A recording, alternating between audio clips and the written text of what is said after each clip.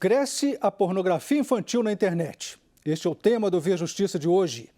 Há registro de mais de 300 denúncias por dia no Brasil. Os dados são da SaferNet. A organização não governamental alertou para o segundo ano consecutivo com mais de 100 mil denúncias. Isso não acontecia há uma década. Nossas convidadas para este programa são a juíza Marixa Rodrigues, do Tribunal de Justiça de Minas Gerais, e a deputada delegada Sheila, da Assembleia Legislativa de Minas. Doutora Marixa, como explicar este crescimento da pornografia infantil na internet? Carlos, o fenômeno do desenvolvimento e dessa avalanche de denúncias de pornografia infantil, ela acompanha a maior acessibilidade de nossas crianças e adolescentes aos smartphones, aos tablets, coisa que também não era comum há 10 anos atrás.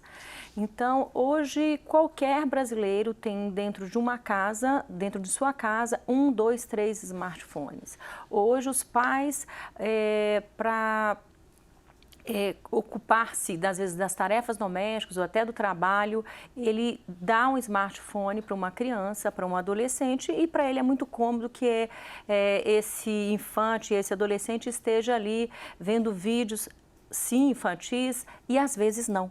Então, de fato, essa ascendência do acesso aos smartphones, à internet, às redes sociais, tem sido o grande vetor desse aumento da propagação e da divulgação da pornografia infantil. A juíza Marixa Rodrigues, ela é titular da Vara Especializada em Crimes contra Crianças e Adolescentes de Belo Horizonte, que é a única vara desse tipo em Minas Gerais. O Brasil teve 111.929 denúncias de abuso e exploração sexual infantil na internet em 2022. Em 2021, foram 101 mil denúncias. E nos 4 primeiros meses deste ano de 2023, houve um aumento já de 70% de denúncias em relação ao mesmo período do ano passado, segundo a SaferNet. Deputada delegada Sheila, quais os meios de abordagem mais utilizados pelos pedófilos virtuais? Vamos chamá-los assim. Cresce mundialmente, Carlos, a máfia da pornografia no mundo, né? Hoje nós sabemos que a pornografia ela já representa a terceira maior fonte de renda do crime organizado no mundo. As máfias, né, antigas, inclusive notícias até que a máfia italiana está investindo na indústria da pornografia. E diz que dá muito dinheiro, né? Muito dinheiro. Que a gente lê. E também na pornografia infantil. Então surgiram várias figuras de pessoas que nós podemos chamar, né, apelidar de pedófilos, que são os abusadores e os exploradores da sexualidade infantil através da internet. É muito fácil. São crianças que estão ali naquele ambiente, mesmo a gente sabendo que são ambientes não adequados para crianças, como, por exemplo, aplicativos de namoros. Eu mesma, como delegada, já atendi casos horríveis de crianças que foram abordadas por abusadores em aplicativos de namoro na internet. Crianças, adolescentes, mas principalmente ali a partir dos 12 anos de idade. Eu já atendi pessoalmente alguns casos assim, doutora Marixa também deve atender. Então, eles enganam, eles começam ali, as pessoas expõem as suas vidas inteiras na internet, então eles pegam o ponto fraco, puxam o assunto, né, e começam ali a abordar essa criança, muitas vezes para vários objetivos. Muitas vezes eles só querem a imagem pornográfica, né, a foto ou o vídeo, para comercializar na Deep Web. Ou muitas vezes ele quer também para comercializar na Deep Web, mas passa a extorquir esse adolescente. São casos de adolescentes que estão vendendo tudo que tem em casa, fazendo inclusive atividades ilícitas para pagar extorsão para abusadores, pessoas que estão com aquela foto e eles ficam ameaçando entregar, mostrar para os pais, compartilhar através da internet, e a pessoa entra em desespero, ao invés de confiar nos pais ou alguém dá confiança para poder resolver o problema, ficam ali tentando solucionar o problema sozinho, acabam se envolvendo em questões piores ainda, né? E também são casos, infelizmente, de abusadores que agem nesses aplicativos e até nas redes sociais, que marcam encontro com adolescentes e quando chegam lá no local, aconteceu um caso terrível assim, lá em Juiz de Fora, na zona da Mata Mineira, um adolescente de 13 anos, foi se encontrar com uma pessoa que estava conversando há 4 meses, chegou lá, ele estava armado, tinha mais 2 pessoas armadas dentro do carro, ela foi desacordada, dopada e certamente, né, eles aproveitam esse momento tanto para abusar, satisfazer a própria lasciva, como para produzir muito material pesadíssimo para ser comercializado na internet. A deputada delegada Sheila é a presidente da Frente Parlamentar Juntos contra a Pedofilia aqui da Assembleia Legislativa. Doutora Marixia, qual que é o perfil do pedófilo que age na internet? Eu pergunto se idade, classe social, em termos psicológicos, como definir o predador infantil? Não tem um perfil definido. E esse é o grande problema, porque muitas vezes você pode pensar que esse predador seja uma pessoa pervertida, que por esse motivo ele se interessa em receber e baixar fotos de crianças e adolescentes, né, em situações de pornografia, mas o que acontece é o seguinte, muitas vezes essa pessoa, o abuso e o interesse dele é absolutamente financeiro, é de capturar essa foto para poder vender na Deep Web, para poder fazer circular na rede através de uma satisfação pecuniária. Nós já tivemos casos, deputada Sheila, em que a criança de 12 anos, uma menina, foi abordada em aplicativos, chamada em Messenger de aplicativos de rede social, como se fosse por um menino de 14 anos, que aí solicita dela a foto da parte íntima, porque ele também está mandando a foto dele. Enquanto, na verdade, atrás desse menino não é uma criança, é um adulto que quer, como a deputada mencionou, capturar aquela foto para fazer circular na rede. Então, não tem um padrão, né, para você falar assim, o pedófilo é aquela pessoa assim, com essas e essas características. Não existe isso. E é uma coisa que a família tem que fazer muita atenção, porque atrás da exploração sexual, atrás da pornografia infantil, muitas vezes existe a figura do estuprador, daquele que também vai abusar sexualmente dessa criança e desse adolescente. Né? Nós já tivemos casos também de menina de 11 anos, 12 anos de idade, ser abordada na rede social e ali se propor um contato mais íntimo e essa menina se deslocar através de um Uber até a casa do abusador e ir lá ser estuprada. Então, assim, são vários os casos. E eles são muito convincentes, né, doutor? Exatamente. É uma característica, principalmente desses que são abusadores mesmo, que querem satisfazer a lascívia, talvez com aquele perfil de um psicopata narcisista, né? Os psicopatas são narcisistas e eles têm um poder de convencimento que é algo, assim, impressionante. A gente atender, né, casos com a atuação dessas pessoas é algo assim que nos assusta. Vídeo maníaco do parque. Como que ele convencia jovens a descer do transporte coletivo, caminhar por 2 quilômetros dentro de uma mata para serem fotografadas? Como que ele conseguia isso? Eles conseguem. E muitas vezes atrás de pessoas que ocupam cargos de poder também se exerce a exploração sexual, e exerce uma violência sexual, justamente ocultado aí sobre esse manto da autoridade. Exatamente. Deputada, com tantas denúncias, as polícias não estão conseguindo reprimir esses crimes? Olha, eu vou ser bem sincera, Carlos. A gente não está aqui para passar pano em nada. Falta muito investimento nessa área. Nós temos até pessoas interessadas, pessoas qualificadas, temos até um delegado de polícia aqui em Minas Gerais, só para exemplificar, que tem conhecimento na área, e eu fiquei com o meu coração partido quando ele chegou para mim e falou, olha, eu só precisava de ficar à disposição desse tema, eu preciso ficar à disposição, porque eu tenho conhecimento, eu estudo, eu me interesso sobre o tema, eu só preciso de 2 pessoas, de 2 investigadores e os equipamentos adequados, mas eu não tenho. Ele só precisa disso. Então, através da frente parlamentar, a gente espera também contar com a ajuda de vocês, doutora Marixia, ver se a gente consegue viabilizar aqui, né, no estado de Minas Gerais, um núcleo especializado no combate à pornografia infantil na internet, com pessoas que querem estar ali, que são capacitados e habilitados e com os equipamentos adequados. Que se a gente for ver assim, a nível de poder público, não custa nada, não custa tanto. Basta priorizar essa questão e a gente tem um olhar específico para isso. Da mesma pergunta eu faço para a senhora, as dificuldades do judiciário, doutora Marixia, em relação a esse combate. Olha, Carlos, eu posso dizer com a alma lavada que o Tribunal de Justiça de Minas Gerais, desde a edição da Lei do Depoimento Especial de 2017, a 13.431, ele tem investido no combate à violência sexual contra crianças e adolescentes. Tanto que, atendendo à determinação, né, legal, de criar a vara especializada, foi criada a vara especializada em crimes contra criança e adolescente em Belo Horizonte. A vara se iniciou com uma promotora e uma magistrada. Hoje nós somos 3 magistradas e 3 promotoras de justiça. Trabalhamos de 8 da manhã até o horário que for, de término das audiências. Ouvimos mensalmente em torno de 40 crianças vítimas de violência sexual, crianças e adolescentes.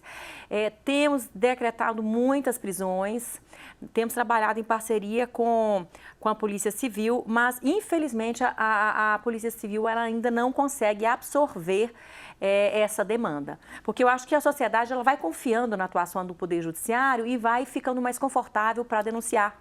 E hoje é um conforto para as famílias saberem que seus filhos, que as vítimas, crianças e adolescentes, não serão ouvidos, não serão revitimizados dentro do sistema criminal de justiça. Elas são ouvidas através do depoimento especial, com uma psicóloga, uma entrevistadora forense, que vai seguir protocolos para o qual foram treinados. Então,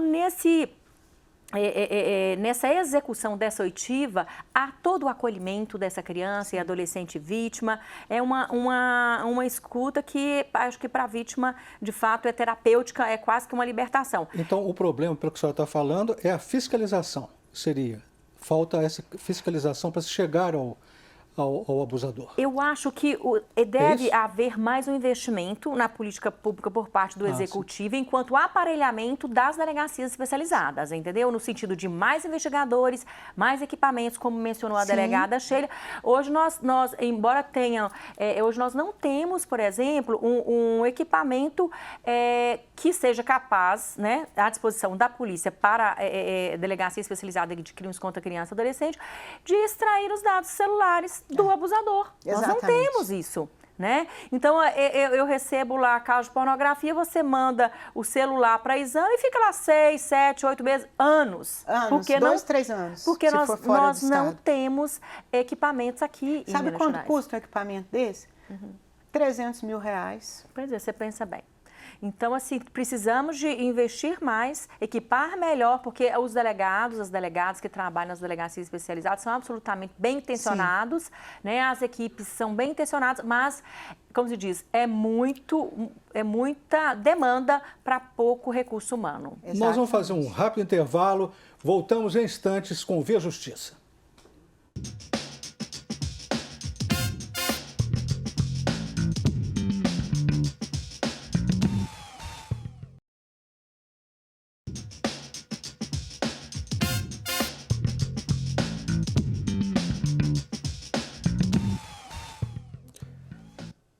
Tema do Via Justiça de hoje, o crescimento das denúncias de abusos sexuais contra crianças e adolescentes pela internet no Brasil. Participam do programa a juíza Marixa Rodrigues, do Tribunal de Justiça de Minas Gerais, e a deputada delegada Sheila, da Assembleia Legislativa de Minas Gerais. Doutora Marixa, a questão das famílias, estão agindo como deveriam agir na prevenção desses abusos? Eu acho que há um vácuo aí nas famílias, há uma omissão muitas vezes, que beira, né, um vácuo que beira uma omissão, talvez não despropositada, mas em decorrência dessa correria do dia a dia, né? E os pais estão lá preocupados em dar o mínimo para os filhos, se for uma família, no caso de uma renda mais baixa. E aí ele esquece de dar esse plus de acompanhamento de perto do seu filho. E nas famílias de classe alta, a mesma coisa. O pai acha porque deu o último iPhone para o filho, para a filha, que a presença, a companhia a convivência familiar, isso está suprido, né? Então, existe sim, as famílias têm deixado a desejar esse acompanhamento, esse diálogo, né? E ele precisa, os pais e as mães, a família precisa estar mais próximo dessas crianças e adolescentes, que são seres em desenvolvimento, né? Deputada, a senhora acha que os pais têm que ter a senha dos filhos, têm que configurar a privacidade? Eu acho. Qual que é o certo a fazer nesse caso? Eu acho que os pais precisam ter mais autoridade, como a doutora Marixa falou. Primeiro porque eu acho que precisam buscar mais conhecimento e nós também, do poder público, temos a obrigação de levar esse conhecimento. Muitas coisas as pessoas nem imaginam que acontecem, a verdade é essa. E outra coisa também é a questão da omissão. E eu sempre falo em casa, eu tenho 4 filhos, são 4 adolescentes, o mais velho que vai completar 17 anos e os trigêmeos de 14 anos. E eu falo com eles que enquanto eu estiver pagando a conta do celular, o celular é meu, não é deles. E eu tenho que ter acesso à senha de cada um anotada, porque se eu sentir alguma mudança de comportamento, se eu perceber que está exagerando, eu vou sim pegar o celular, vou abrir e vou olhar. E se tiver trocado a senha, vai ficar sem o celular por pelo menos 2 semanas. Esse é o combinado. Falei, não quero saber de conversas de vocês com as meninas, nem nada disso. Eu quero saber o que vocês estão olhando, o que vocês estão fazendo. E mesmo com esse cuidado todo, eu já tive algum tipo de problema. O meu filho mais velho, ele estava conversando via WhatsApp, conversas estranhas, houve uma mudança de comportamento, agressividade, falando coisas indevidas, com um homem do Rio Grande do Norte, que segundo ele era amigo dele. Olha só, como que o adolescente, a criança é pura. Meu amigo! Ele repetia isso, não, ele é meu amigo, qual o problema? Lá do Rio Grande do Norte, falando coisas totalmente inadequadas. Eu alertei o pai pegou o celular, printou as conversas, mandou para mim, eu fiquei desesperado. Eu tive que intervir, liguei para essa pessoa, entendeu? Tomei providência e a partir de então eu fiquei mais com as antenas mais em alerta mesmo, porque os jogos também é uma fonte assim, inesgotável, né? Para esses aproveitadores e esses criminosos, porque eles sabem que ali eles vão encontrar crianças e adolescentes em sua maioria. Então os jogos online eles conversam e eles ficam conversando, então são coisas do mesmo interesse e eles acabam pedindo o número do WhatsApp, pedindo outras fontes de contato para quê? Para saberem, terem conhecimento sobre a vida da família e outras coisas mais. Sabe? Então assim, é um perigo e a gente tem que estar alerta o tempo todo, mesmo orientando, mesmo falando, mesmo conhecendo, no meu caso, o perigo está ali. Eu queria que a senhora falasse, doutora Marixa, sobre os sinais, né, que os pais devem observar para intervir.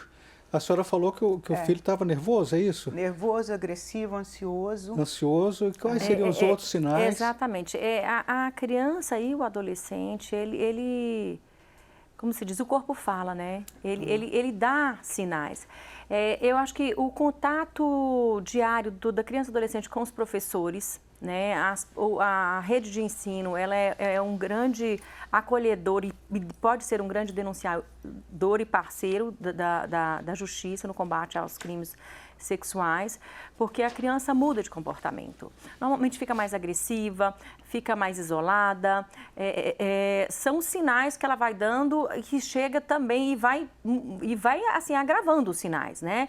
Ela pode entrar em estágio de depressão, começar a se cortar, né? E cortar pulsos, cortar coxas. Então, assim, existem sim os sinais que são dados por essas crianças e adolescentes. E outra questão é o seguinte, a criança na primeira fase da vida, na fase da primeira infância, ela não se compreende, ela não sabe o que é uma violação sexual. Ela não tem a maldade, seria não isso? Não tem nenhuma maldade, ela é abusada sem saber que está sendo abusada.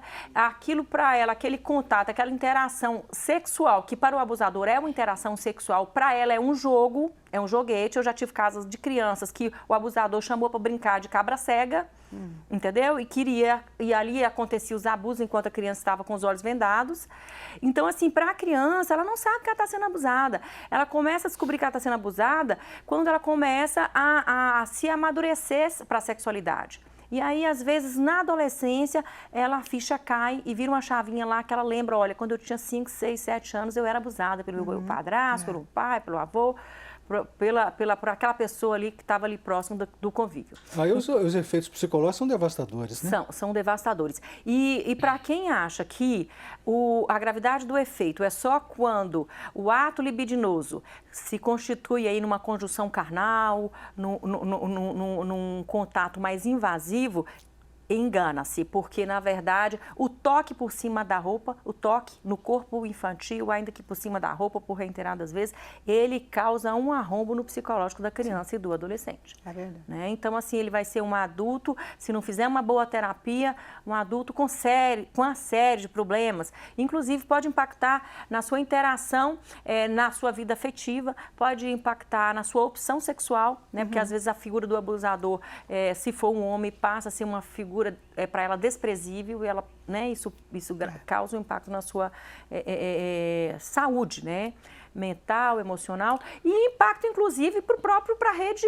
única de saúde, porque essa criança vai ser um adulto que vai precisar de tratamento, de acompanhamento psicológico, né, e uma série de problemas. Delegada, aquela pergunta, os pais podem proibir os filhos de acessar a internet? A minha pergunta vale mais para adolescente, né? Que é aquela transição que é uma coisa difícil. Se o pai proibir, vai procurar em outro lugar. Então, como que fica? Podem, mas não conseguem. Não consegue, né? A verdade é essa, é uma realidade. Tem coisas boas na internet. Hoje em dia não se estuda sem internet. Não né? A pessoa não consegue estudar, não consegue aprender, não consegue sobreviver, não consegue trabalhar. Mas tem coisas ruins, então a gente precisa, é tudo muito novo, muito novo. E a gente precisa aprender a lidar com isso, saber filtrar o que é bom e o que é ruim. Um exemplo que eu dou são a questão das pornografias. A nossa faixa etária, nós não crescemos consumindo pornografias. O máximo que tinha era uma revistinha muito escondida, né? E tal. As meninas debaixo nunca do estrado nada, da cama. Exatamente, as meninas nada.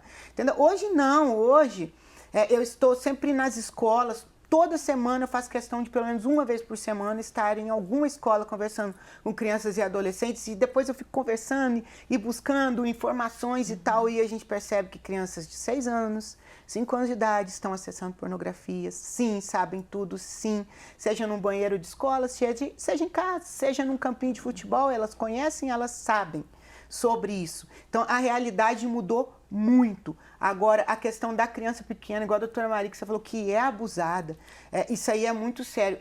Doutora, eu vou só fazer um relato aqui, que eu vi isso em uma audiência, né? Normalmente nós delegados somos chamados como testemunhas e tal. Uma juíza derramando lágrimas quando ela estava fazendo oitiva de uma menininha de 9 anos de idade. Quando relatou-se os fatos e a menina não estava entendendo muito bem o que estava acontecendo ali, porque ela estava ali. E um momento a menininha pegou e falou, mas peraí, falou assim para a juíza, doutor, não é toda menina que faz isso com o pai, não? Tipo assim, ela falou aí, mas a juíza não aguentou. E aí então, assim, é muito pesado isso. Gostaria de pontuar com você, delegada Sheila, que graças a Deus, hoje as crianças e adolescentes não mais são ouvidos dentro de uma sala de audiência, né? Na presença de um magistrado, com os advogados, né, de defesa, bancada de defesa, Ministério Público. Hoje, graças a Deus, eles são ouvidos numa sala, na sala de depoimento especial, na qual estará apenas a psicóloga, a entrevistadora forense, 2 câmeras que são transmitidas, né, as imagens para a sala do juiz. Então, essa proteção, esse aconchego da intimidade, essa revelação íntima do que aconteceu não é mais feito de forma tão exposta, né? E isso foi um grande avanço, né? Que veio isso, né? Com a lei do depoimento especial a partir de 2017. E nenhuma criança ou adolescente no estado mais é ouvida da forma anterior. Agora, mas demonstra como a criança muitas vezes nem compreende o abuso que ela está sofrendo. Não compreende, exatamente. Acha que aquilo é normal, ela não se vê enquanto uma vítima. Nós estamos chegando ao final do programa, vamos partir para as considerações finais. Começando com a senhora, delegada Sheila, o que fazer quando alguém vê dentro de casa uma pornografia? Como denunciar? Olha, o silêncio ele nunca pode ser uma opção. Eu sempre costumo falar isso. Nem para quem está sendo vítima e nem para quem sabe de uma situação dessa. É muito cruel você saber ou desconfiar que uma criança, um adolescente está sendo vítima de um abusador e não denunciar, simplesmente, né, guardar para si e falar, eu não tenho nada a ver com isso. Isso é muito cruel por parte de um ser humano. Eu acho que a pessoa precisa buscar ajuda, precisa denunciar. Hoje nós temos canais importantes que a denúncia pode ser, inclusive, anônima. Temos o Disque 100, né, que é um canal de denúncia contra graves violações a direitos humanos e o abuso, né, de uma criança e adolescente. É uma gravíssima violação aos direitos humanos. Então, é denunciar e tirar também aquele estigma de que, e se eu denunciar e não for verdade, eu vou responder por isso? Não, isso aí é coisa do passado, gente. Suspeitar das coisas a gente tem o direito, e principalmente em relação a uma coisa tão grave. E daí, suspeitou, vai lá, passe para frente, passe adiante a sua suspeita, vai ser investigado, né? A senhora agora, doutora Marice, bem objetivo? A deputada Sheila falou que o silêncio é a última opção, concordo plenamente. E aí o que eu conclamo é o seguinte, se silenciaram até agora, se as famílias silenciaram, se a vítima silenciou até agora, que denuncie, né? Porque embora a gente não possa voltar ao passado para fazer um começo, como disse o Chico Xavier, a gente sempre poderá iniciar agora uma nova atitude para fazer um novo final. E a denúncia, certamente, ela vai levar a cabo uma investigação e vai dar o devido encaminhamento para esse caso. Muito obrigado às senhoras pelas participações. O Veja Justiça de hoje termina aqui. Nós conversamos com a juíza Marixa Rodrigues, ela que é a titular da Vara Especializada em Crimes contra Crianças e Adolescentes de Belo Horizonte, a única vara de Minas Gerais. Conversamos também com a deputada estadual, a delegada Sheila, que é a presidente da Frente Parlamentar Juntos contra a Pedofilia. Muito obrigado por sua audiência e anote aí nosso endereço para contato viajustiça@mais.com.br. Lembrando que você pode nos acompanhar também pelas redes sociais da Magis. Até o nosso próximo encontro.